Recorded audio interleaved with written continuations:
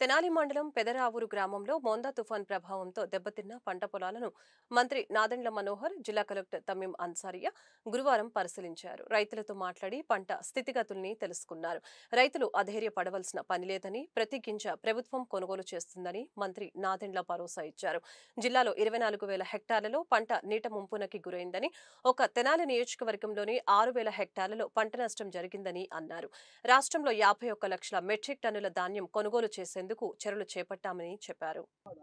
రేపు బాగా ఇబ్బందికరంగా ఉందండి. మొట్టమొదటి నుండి కూడా ఇబ్బందికరంగా ఎంతవరకు 30% పోయిందా, 40% పోయిందా? 40% పోయిందండి. ఇలా 25, 20 అంటున్నారు కానండి. ఈ ఈ వయసులో లెగిసే వయసు కాదండి. ఉండే కొద్ది నేను కొనుక్కుంటుంది అనమాట. అది మామూలు టైం మేము ఎప్పుడైతే సిగురు తగులుతో ఈ సేవ దిగమాకండాయా అని చెబుతాండి. కలుపు తీపించి ఆపేసేస్తాం. ఇప్పుడు ఆ మనుషులు చేసే పని గాలే చేసేసింది, తొక్కేసింది. పాలు పోసుకోవటం కూడా తక్కువ పోసుకుంటుందండి. చాలా తోల గింజ ఎక్కువ వచ్చింది. ఇప్పుడు ఇటు ఎంత రాసి పడుద్దో ఆ తోల గింజ అంత పడుద్దండి.